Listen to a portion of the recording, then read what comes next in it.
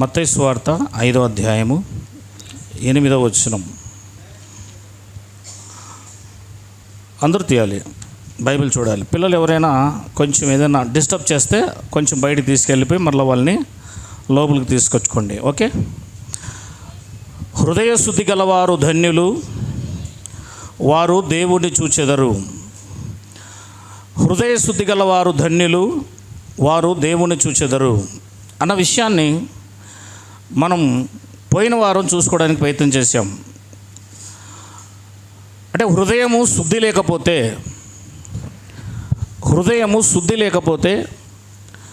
వాళ్ళకి లైట్లు వేయండి, దాంట్లో లాస్ట్ దేవుణ్ణి వారు చూడలేరు. హృదయము అనే అంశం మీద మనం మాట్లాడుకుంటూ వచ్చాం. మనిషి హృదయం పరిశుభ్రంగా లేదు అన్న విషయం కూడా మనం చూసుకున్నాం. ఏమైంది? ఇర్మియా గ్రంథం 17వ అధ్యాయం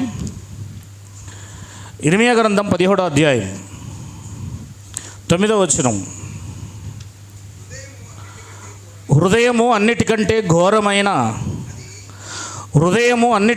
మోసకరమైనది, అది ఘోరమైన వ్యాధి గలది, దాన్ని గ్రహించగలవాడెవడు అని రాబడి చూడండి. హృదయము అన్నిటికంటే మోసకరమైనది, అది ఘోరమైన వ్యాధి గలది అని రాబడి చూడండి. శరీరానికి వ్యాధి ఉందని మనుషులకు తెలుసు. ఆ శరీర వ్యాధి కొరకు డాక్టర్ల దగ్గరికి వెళ్ళాలని మనుషులందరికీ తెలుసు. కానీ మనిషికి ఒక హృదయం ఉందని, ఆ హృదయానికి కూడా వ్యాధి ఉందని ఎవరికి తెలియదు అన్న మాట దేవుడు చెప్తున్నాడు అక్కడ. చూడండి, మరొకసారి చదవండి. హృదయము అన్నిటికంటే మోసకరమైనది, అది ఘోరమైన వ్యాధి గలది. ఎలాంటి వ్యాధి ఉందండి సార్? హృదయానికి వ్యాధి ఉంది అని చెప్తుంది, లేదా రోగము. ఏమిటిది? హృదయానికి రోగం ఉంది. శరీరమునకు కూడా రోగం ఉన్నట్లుగానే హృదయానికి కూడా రోగం ఉంది, వ్యాధి ఉంది. ఈ వ్యాధి ఉంది అని తర్వాత మాట చదవండి. హృదయం మోసకరమైనది, అది ఘోరమైన వ్యాధి గలది. అసలు విషయం చెప్తున్నాడు ఇక్కడ. ఈ సౌండ్ రాకూడదు ఫ్యాన్ వచ్చినప్పుడు. గ్రహించు వాడు లేడు అని అర్థం. అది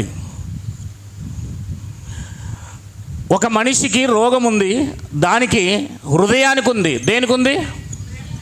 హృదయము. శరీరమునకు రోగం ఉంటే గ్రహించగలుగుతాం. తలనొప్పి వస్తే మనకు అప్పుడే గ్రహించగలుగుతాం కనుక డాక్టర్ దగ్గరికి వెళ్తాం, మనం మెడిసిన్ వాడతాం. జ్వరం వస్తే మన శరీరానికి ఏదో వ్యాధి రోగం వస్తుందని మనకు తెలుసు కనుక మనం వెంటనే ఎవరి దగ్గరికి వెళ్తాం? డాక్టర్ దగ్గరికి వెళ్తాం. కాలుకి దెబ్బ తగిలిందనుకో, కట్ అయిందనుకో, ఎముక విరిగిందనుకో, మనం డాక్టర్ దగ్గరికి వెళ్తాం. శరీర సంబంధమైన ఏ రోగమైనా మనిషి గ్రహించగలడు కనుక అతను డాక్టర్ దగ్గరికి వెళ్ళి దానికి కావలసిన స్వస్థతను పొందుకుంటాడు. దేనికి కావాల్సిన సార్? శరీర సంబంధమైన స్వస్థత. మరి దేవుడు ఏం చెప్తున్నాడు అనంటే, హృదయం అనేది ఒకటి ఉంది మనిషికి, దానికి కూడా రోగం ఉంది, దానికి కూడా వ్యాధి ఉంది. దాన్ని ఏ మనిషి కూడా గ్రహించలేకపోతున్నాడు. హృదయానికి రోగం ఉందన్న విషయము ఏ మనిషి కూడా గ్రహించలేకపోతున్నాడు. మరి హృదయానికి రోగం ఉంటే మరి హృదయానికి డాక్టర్ ఎవరు? ఈ విషయము మనం గమనించాలి. అసలు ఈ రోగం ఏంటి? పాపము. హృదయానికి ఉన్న రోగము పాపము.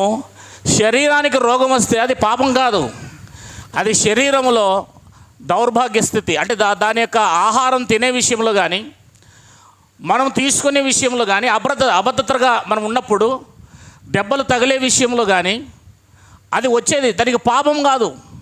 కానీ హృదయము ఒక రోగం ఉంది, ఒక వ్యాధి ఉంది.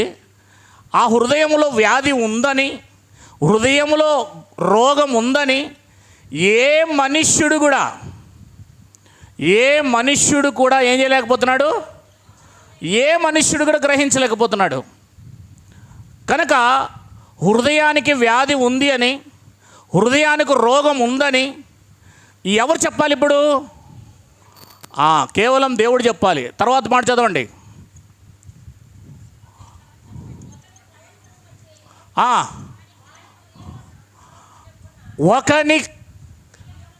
ఒకని క్రియలను బట్టి,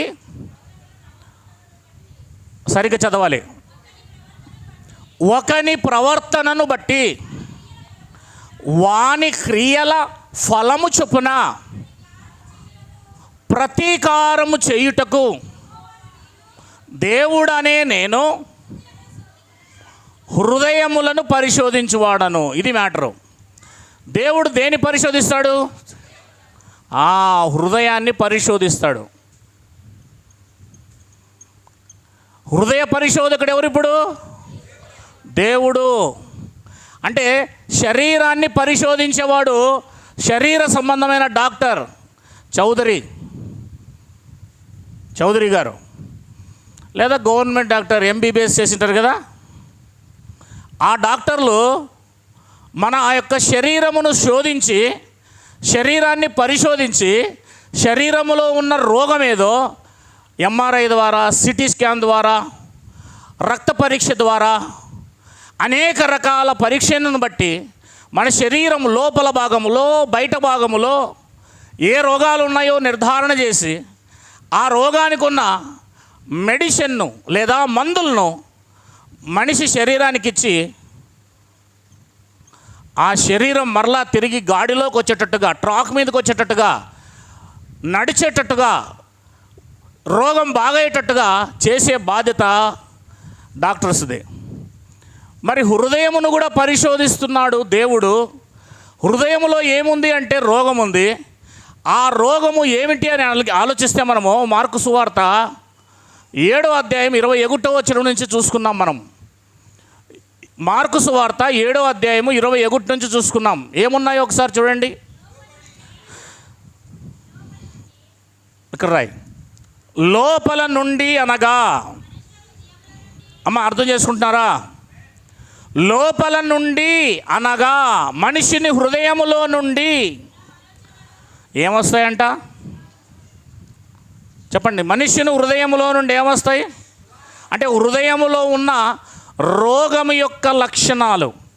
హృదయములో రోగం ఉంది, ఘోరమైన రోగం ఉంది. దాని యొక్క లక్షణాలు చెప్తున్నాడు ఇప్పుడు. లక్షణాలు దేవుడు యేసుక్రీస్తు వారు. హృదయ పరిశోధకుడు ఎవరు? దేవుడు. కనుక హృదయములో ఉన్న రోగము యొక్క లక్షణాలను, అందుకే డాక్టర్ దగ్గరికి వెళ్తే తలనొప్పిస్తుంది కదా, జలుబు ఏమైనా వస్తుందా, వామిటింగ్ ఏమైనా వస్తుందా, మోషన్స్ ఏమైనా జరుగుతున్నాయా, కడుపులో ఏమైనా నొప్పిగా ఉందా, నువ్వు ఒకటి చెప్తే దానికి తగ్గట్టుగా ఆయన తలనొప్పిస్తుంది కదా, ఒళ్ళొప్పులు ఉన్నాయి కదా, జలుబు చేస్తుంది కదా అని కొన్ని లక్షణాలను, ఆ యొక్క లక్షణాలను ఆయన మనకు చెప్పడం మొదలు పెడతాడు. సరైన మందును దానికి ఇవ్వాలి. జ్వరము 3 రోజులకు మించి ఉంటే యాంటీబయాటిక్ ఇస్తాడు. అదే మొదటి రోజు పోతే కేవలం నీకు జ్వరం మాత్రలు మాత్రమే ఇస్తూ దానికి తగ్గట్టుగా నీకు మెడిసిన్ ఇస్తారు, మళ్ళీ రమ్మంటాడు. అక్కడతో తగ్గితే సరే, లేకపోతే ఇంకా డోస్ పెంచుతానంటాడు. అదే ప్రకారంగా దేవుడు కూడా హృదయ పరిశోధకుడు. దేనికి డాక్టర్ అయినా దేనికి వైద్యుడు? 9వ అధ్యాయం మత్తయి సువార్త 9వ అధ్యాయం 12వ వచనం. ఆయన ఆ మాట విని, ఒక్కరు చదవండి, రోగులకే కానీ ఆరోగ్యము గలవానికి వైద్యుడు అక్కర్లేదు కదా అన్నాడు. చూడండి, ఇక్కడ యేసుక్రీస్తు వారు ఏమని చెప్పారు? ఆరోగ్యం గలవానికి వైద్యుడు అవసరం లేదు. మీరందరూ ఆరోగ్యం గలవారు శారీరకంగా, అందుకే మీరు చర్చికి వచ్చారు, చౌదరి హాస్పిటల్కి వెళ్ళలేదు. మీరందరూ శారీరకంగా ఏ రోగం లేని వారు కనుక గవర్నమెంట్ హాస్పిటల్కి వెళ్ళి క్యూలో నిలబడలేదు. ఒకవేళ మీకు జ్వరమే వచ్చి ఉంటే, ఒకవేళ మీకు కడుపు నొప్పే వచ్చి ఉంటే, ఏదైనా ప్రాబ్లం వచ్చి ఉంటే మీరు హాస్పిటల్లో ఉండేవారు. ఇప్పటికీ యేసుక్రీస్తు వారు ఏమంటున్నారు అంటే, రోగం గలవానికి వైద్యుడు అవసరము అంటున్నాడు. అక్కడ కింద 13వ వచనంలో ఏంటా రోగం చెప్తున్నాడు. ఏంటా రోగం? అయితే నేను పాపులను పిలవవచ్చి తిని నీతిమంతులను పిలవరాలేదు అన్నాడు అండి. నేను పాపమునకు వైద్యుణ్ణి. యేసుక్రీస్తు ఏమంటున్నారు? నేను పాపమునకు వైద్యుణ్ణి, పాపమును తీసివేసే వైద్యుణ్ణి. లోకములో శరీరములో ఉన్న రోగాన్ని తీసేసే వైద్యులు ఉన్నారు. ఒకే ఒక వైద్యుడు, ఆయన ప్రభువైన యేసుక్రీస్తు వారు హృదయములో ఉన్న వైద్యం తీసివేస్తాడు. హృదయములో ఉన్న వైద్యమును, హృదయములో ఉన్న రోగమును తీసివేస్తాడు. ఏంటా రోగము అంటే పాపము. ఆ పాపానికి ఉన్న లక్షణాలు మనము మార్కు సువార్త 27:21 చూస్తున్నాం. చదవండి ఒకసారి. మనుషుని లోపల నుండి అనగా మనుషుని హృదయములో నుండి అన్నాడు చూడండి. అక్కడ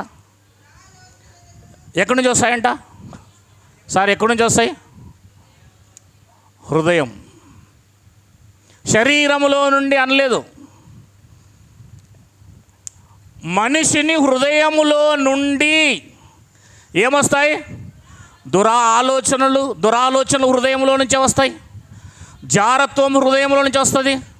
దొంగతనం హృదయంలో నుంచే వస్తుంది. నరహత్య హృదయంలో నుంచే వస్తుంది. ద్వేషించుట, వ్యభిచారము హృదయంలో నుంచే వస్తుంది. లోభము అంటే పిసినారితనం హృదయంలో నుంచే వస్తుంది. చెడుతనము హృదయంలో నుంచే వస్తుంది. కృత్రిమము హృదయంలో నుంచే వస్తుంది. కామ వికారము హృదయంలో నుంచే వస్తుంది. మత్సరము హృదయంలో నుంచే వస్తుంది. దేవదూషణ హృదయంలో నుంచే వస్తుంది. ఏంటి ఇక్కడ? అహంభావము, అహం లేదా గర్వం హృదయంలో నుంచే వస్తుంది. అవివేకం అంటే అజ్ఞానం హృదయంలో నుంచే వస్తుంది. ఈ చెడ్డవన్నీ లోపల నుండి అంటే హృదయములో నుండి బయలు వెళ్ళి మనిషిని పాపిగా మార్చుచున్నాయి. అది మ్యాటర్ అక్కడ. మనిషి ఎలా పాపిగా మారుతున్నాడు అంటే, ఈ హృదయములో ఉన్నవి బయటకు వచ్చి తమ క్రియలను చేయటం వల్ల మనిషి దేవుని దృష్టిలో పాపిగా మారి నిలబడుతున్నాడు. ఆయన ముందు పాపిగా దేవునికి కనబడుతున్నాడు. అంటే హృదయములో ఉన్న రోగం ఏంటంటే పాపము. ఏంటండి? పాపము. ఆ పాపానికి ఉన్నవన్నీ ఏంటివి? లక్షణాలు ఏంటివి? ఇవన్నీ ఇవేగా చాలా ఉన్నాయి. ఇంకా ఇప్పుడు ఇక్కడ ఉన్న కొన్ని మాత్రమే మీరు చూస్తున్నారు. ఒక 10-11 మాత్రమే మీరు చూస్తున్నారు. ఈ పాపమునకున్న లక్షణాలలో ఇవి హృదయములో మనకు ఉంటే, వీటి ప్రకారం మనం ఒకవేళ క్రియారూపం దాలిస్తే, మనం చేస్తే, దేవుడు ఒక రాజ్యమును మనకిచ్చాడు. దాని పేరు పరలోక రాజ్యము. ఇది లోకము. ఇదేంటి లోకము అంటే? ఏ లోకము? మనుషులు నివసించే లోకం, నివాసము. ఇది మనుషుల నివాసం. ఇప్పుడు మనము దేవుని రాజ్యంలో ఉన్నాం. ఎక్కడున్నాము? దేవుని రాజ్యంలో ఉన్న వాళ్ళందరూ ఆమె చెప్పండి. అయితే ఇవన్నీ మీలో లేవన్నమాట. హల్లెలూయా. ఇవి లేకపోయిన వాళ్ళు మాత్రమే ఆమె చెప్పండి. ఎవరు చెప్పడం లేదు. దేవుని రాజ్యంలో ఉండే వాళ్ళు ఆమె చెప్పండి. అంటే ఇప్పుడు లైట్ వెలిగిందనమాట. ఇంతవరకు లైట్ వెలగలేదు. లేటుగా మనకేమవుతుంది? స్పార్క్ వెళ్తుంది అనమాట. తొందరగా కార్యం కావట్లేదు, స్టార్ట్ కావడం లేదు. జాగ్రత్త వినాలి. పరలోక రాజ్యము ఇది లోకం. లోకము అనగా పాపులు నివసించేది, పాపులు నివసించేది ఇది లోకం. ఈ లోకంలో నుండి రాజ్యములోనికి రమ్మని ఏం చేస్తున్నాడు? సువార్త ప్రకటన జరుగుతూ ఉంది. ఏం జరుగుతుంది? సువార్త ప్రకటన. ఇప్పుడు సువార్త ప్రకటన ఈ రాజ్యములో సంఘము, రాజ్యం అంటే ఇంకా అర్థం ఏంటి? సంఘము. ఈ సంఘములో నుండి ఒక విశ్వాసి లోకములో ఉన్న వ్యక్తిని సువార్త అంటే శుభవార్త, మంచి వార్త, గుడ్ న్యూస్. ఆ గుడ్ న్యూస్ని ఏం చేస్తున్నాడు చెప్పండి? ప్రకటిస్తున్నాడు. ఆ మంచి వార్తను ఈ లోకంలో ఉన్న ఒక వ్యక్తి తెలుసుకొని, ఓహో నా హృదయము ఘోరమైన వ్యాధి గలది, నా హృదయములో పాపపు లక్షణాలు ఉన్నాయి, ఈ పాపపు లక్షణాలు ఉండడం వల్ల నేను క్రియల ద్వారా, ఆలోచనల ద్వారా పాపం చేస్తున్నాను, పాపము చేయటం వల్ల నేను దేవుని దృష్టిలో నరకానికి పోయేవాడిగా మారిపోయాను, నరకమునకు పోయేవాడిగా మారిపోయాను. అందుకే దేవుడే మానవుడుగా ఈ భూమి మీదకి దిగివచ్చి ఆయన 33.5 సంవత్సరాలు ఈ భూమి మీద జీవించి నా కోసం ఆయన రక్తం చిందించి ఆ రక్తము కింద నా పాపములను తుడిచివేసి నన్ను పరిశుద్ధపరిచి, అంటే ఈ పాప లోపల ఉన్న ఈ హృదయంలో ఉన్న ఇవన్నీ తుడిచివేసి నన్ను పరిశుద్ధపరిచి ఈ మానవ లోకములో నుండి, పాపపు లోకములో నుండి తన రాజ్యములోనికి నన్ను పిలుస్తున్నాడని తెలుసుకొని బాప్తిస్మము తీసుకొని, ఏం తీసుకొని, నిన్ననే ఒకరికి బాప్తిస్మం జరిగింది రేణుమాకలపల్లిలో, రేపు ఒకరికి బాప్తిస్మం జరుగుతుంది. బాప్తిస్మము తీసుకొని ఎవరైతే ఈ రాజ్యములోనికి ప్రవేశిస్తారో వారు ఈ రాజ్య నివాసులు అవుతారు. యోహాను సువార్త 3వ అధ్యాయం 1వ వచనం. ఫస్ట్ సిట్ కొంచెం. యోహాను సువార్త 3వ అధ్యాయం 1వ వచనం. యూదుల అధికారి అయిన నికోదేము అనే పరిసయ్యుడు ఒకడు ఉండెను. అతడు రాత్రి యందు యేసు నొద్దకు వచ్చి, బోధకుడా, నీవు దేవుడి నుండి వచ్చిన బోధకుడు అని మేము ఎరుగుదుము. దేవుడు నీకు తోడై ఉంటేనే కానీ నీవు చేయించిన సూచక్రియలు ఎవడు చేయలేడని ఆయనతో చెప్పాను. అందుకు యేసు, మరి అంతగా పొగడకు, నాకు సిగ్గేస్తుంది అనలేదు. మీరు ఇక్కడే చూస్తున్నారా? ఇక్కడే ఉన్నారా? ఇక్కడే ఉన్న వాళ్ళంతా ఆమె చెప్పండి. నిద్రపోయే వాళ్ళంతా ఆమె చెప్పండి. Very good. దేవునికి మహిమ కలుగును గాక. ముందుకు పోదాం. అందుకు యేసు అతనితో, ఒకడు క్రొత్తగా జన్మించితేనే కానీ అతడు దేవుని రాజ్యమును చూడలేడని నీతో నిశ్చయంగా చెప్తున్నాను నేను. అందుకు నికోదేము, ముసలివాడైన మనుష్యుడు ఎలాగూ జన్మింపగలడు? రెండవ మారు తల్లి గర్భమందు ప్రవేశించి జన్మింపగలడా అని ఆయనను అడగగా యేసు ఇట్లనెను, ఒకడు నీటి మూలముగాను ఆత్మ మూలముగాను జన్మించితేనే కానీ దేవుని రాజ్యములో ప్రవేశింపలేడని నీతో నిశ్చయంగా చెప్తున్నాను నేను. శరీరమూలముగా జన్మించినది శరీరమును, ఆత్మమూలముగా జన్మించినది ఆత్మయే ఉన్నది. మీరు క్రొత్తగా జన్మింపవాలని నేను మీతో చెప్పినందుకు ఆశ్చర్యపడవద్దు. గాలి తనకి ఇష్టమైన చోటుకు విసురును, నీవు దాని శబ్దం విందువే కానీ అది ఎక్కడికి వచ్చునో ఎక్కడికి పోవునో నీకు తెలియదు. ఆత్మమూలముగా జన్మించిన ప్రతివాడు అలాగే ఉన్నాడు నేను. అందుకు నికోదేము, ఈ సంగతులు ఎలాగూ సాధ్యము అని ఆయన అడిగగా యేసు ఇట్లా, నేను నీవు ఇశ్రాయేలులకు బోధకుడవై ఉండి, బోధకులకే తెలియకపోతే ఆఫ్టర్ ఆల్ మామూలు మనుషులకి ఎలా తెలుస్తాయి? ఇశ్రాయేలులకు నువ్వు బోధకుడై ఉండి వీటిని ఎరుగవా అన్నాడు. చూడండి అక్కడ. ఇకపోతే జాగ్రత్తగా మనం ఆలోచన చేస్తే ఒక మాట చెప్పడం ఇక్కడ మనం చూస్తూ ఉన్నాం. ఏంటి ఆ మాట? క్రొత్తగా జన్మించాలి. ఏం జన్మించాలి? ఎందుకు క్రొత్తగా జన్మించాలి అని అంటే, డస్ట్ రివో ఇది కంప్లీట్ చేయి, ఇదొక్కటి నేను రాసింది. ఎందుకు ఒక మనిషి క్రొత్తగా జన్మించాలి అని అంటే, రాకు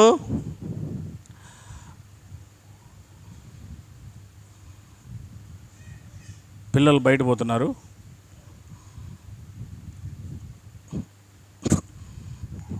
విలియం కొంచెం చూసుకో. ఎందుకు క్రొత్తగా జన్మించాలి అని అంటే, మొదటి మానవుడు ఎవరు? ఆదాము నుండి, మొదటి మానవుడి నుండి మనమంతా వచ్చాము, అంతేనా? ఎవరి నుంచి వచ్చాము? ఒకరి నుండి యావత్ భూమి మీద ఉన్న ప్రజలందరూ కూడా, ప్రతి జాతి మనుషులు ఎవరి నుంచి వచ్చారు? ఆదాము నుండి వచ్చాము. ఇప్పుడు ఆదాము మొదటి మనుషుడు కనుక ఆదాము ఏం చేశాడు? పాపం చేశాడు. ఆదాము పాపం చేయటం వల్ల ఆయనకు మనమందరూ కూడా ఏమవుతూ వచ్చాము? ఆయనకు పుట్టుకుంటూ వచ్చాము. కనుక నేను అనుకుందాం, ఇప్పుడు ఈ ఆదాముకి నేను పుట్టాను. ఎలా పుట్టాను? శరీరం ఎవరిచ్చారు నాకు? మా నాన్న ఇచ్చిన, మా నాన్నకు వాళ్ళ నాన్న ఇచ్చిన, వాళ్ళ నాన్నకు వాళ్ళ నాన్న ఇచ్చిన, వాళ్ళ నాన్నకు వాళ్ళ నాన్న ఇచ్చిన, వాళ్ళ నాన్నకు వాళ్ళ నాన్న ఇచ్చిన, వాళ్ళ నాన్నకు వాళ్ళ నాన్న ఇచ్చిన, అందరికి ఇచ్చింది ఆదామే. ఎవరికి? మనం లాస్ట్గా అక్కడ పోల్సిందే. కనుక ఇతని నుండి మనం అందరము ఏం పంచుకొని వచ్చాము? ఆ శరీరాన్ని పంచుకొని వచ్చాము. కనుక ఈ ఆదాము శరీరం ఏమవుతుందంటే మట్టి కలిసిపోయింది. తర్వాత తన కుమారుడిది కూడా మట్టి కలిసిపోతుంది. తర్వాత తన కుమారుడిది కూడా మట్టి కలిసిపోతుంది. మా తాతది మట్టి కలిసిపోయింది, మా నాన్నది మట్టి కలిసిపోయింది, నేను కూడా మట్టికి కలిసిపోతా. కానీ మరొక ఆదాము ఉన్నాడు. ఎవరైనా? ఆయనే దేవుడు, క్రీస్తు. ఎవరు? ఇప్పుడు ఈ ఆదాము నుండి మనకు లేదా నాకు వచ్చింది శరీరం కాదు, ఆత్మ. ఏంటి? నేను ఈయన నుండి ఏం పంచుకొని వచ్చాను? ఇది వేరు చేయాలి, మనం డివైడ్ చేయాలా. హెబ్రీ పత్రిక 12వ అధ్యాయం